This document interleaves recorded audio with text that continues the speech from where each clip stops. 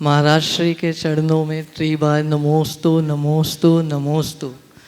महाराज श्री, हम लोग एक नए जीवन में प्रवेश करने जा रहे हैं, तो हमारा नया जीवन धर्ममय और सुखद कैसे हो, कृपया मार्गदर्शन प्रदान करें। बहुत अच्छा सवाल किया।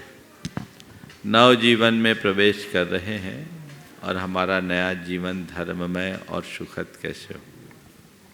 सबसे पहली बात तो ये समझना है कि तुम लोग जो विवाह के बंधन में बंध रहे हो, ये केवल मौज मस्ती और भोग विलास के लिए नहीं, ये संसार को बढ़ाने के लिए नहीं, अपने जीवन को धर्म ध्यान से सार्थक बनाने के लिए। विवाह की क्रिया को हमारे यहाँ केवल विवाह नहीं कहा जाता, धर्म विवाह कहा जाता है। क्या कहा जाता है? क्या बोलते हैं? समझ गए? तो धर्म विवाह कर रहे हो और विवाह के बाद तुम्हारी जो संगनी है वह तुम्हारी धर्म पत्नी होगी। इसके मतलब को समझो।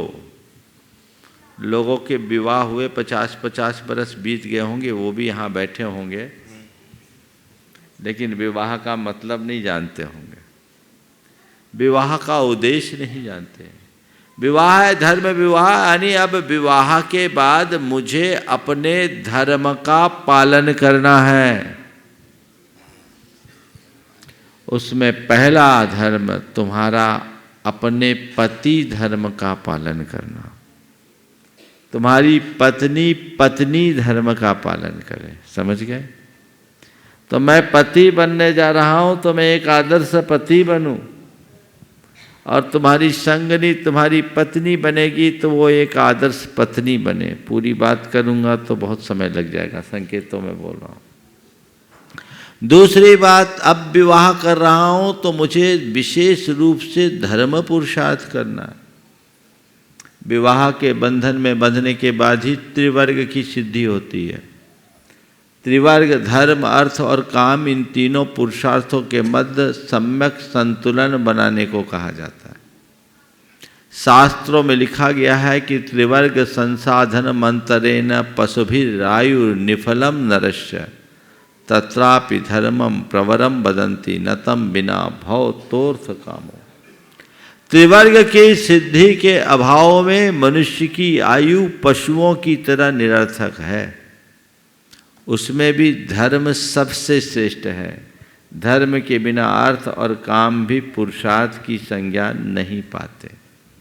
तो धर्म अर्थ और काम, इन तीनों पुरुषार्थों में संतुलन बनाकर मुझे जीना है। लक्ष्य रखो, मेरे जीवन में कहीं किसी प्रकार की त्रुटि और कमी न रहे और मैं इसी मार्ग से आगे बढ़ सकूं, ऐसा पुरुषार्थ और प्रयास करो। प्राय लोग विवाह के बंधन में बंधने के बाद धर्म कर्म से दूर हो जाते हैं, जबकि उनको प्रमुखता देनी चाहिए। हमारे शास्त्रों में विवाह के 3 उद्देश्य बताए।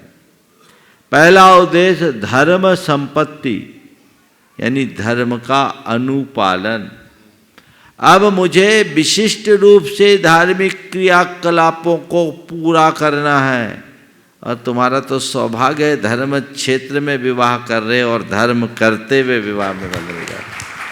जीवन की आखिरी सांस तक मेरा धर्म ध्यान और धार्मिक क्रियाएं प्रभावित न हो, पुरुषार्थ तुम्हारा होना चाहिए। तो विवाह का पहला उद्देश्य है धर्म संपत्ति। दूसरा उद्देश्य है प्रजा उत्पत्ति। तीसरा उद्देश्य है रति। तीसरे नंबर में दिया रति को।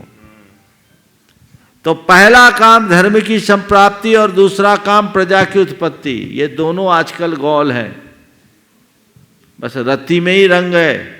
अनंत काल से वही तो करते आए हो, वही तो संसार बढ़ा रहा है। संसार को समेटना है तो सबसे पहले धर्म संपत्ति, फिर प्रजा उत्पत्ति, ताकि हमारी संतति आगे बढ़े, संस्कृति सुरक्षित हो। आजकल के तो चाहते ही नहीं है। 5-5 बरस हो जाता, कहते हमने अभी बच्चा प्लान ही नहीं किया। अब बच्चा भी लोग प्लान से करने लगे हैं, और जब फिर प्रकृति का प्लान सामने आता तो वो प्लेन हो जाते हैं, मामला बिगड़ जाता है।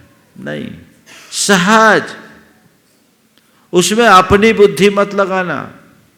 जो प्राकृतिक रूप से हो वो हमें स्वीकार करना चाहिए, ये हमारा धर्म है।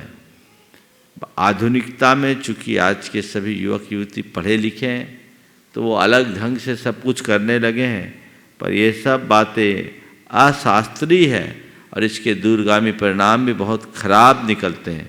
इसलिए इन बातों पर पूरी तरह गंभीर होकर विचार करना चाहिए और जीवन को उसी क्रम से आगे बढ़ाना चाहिए।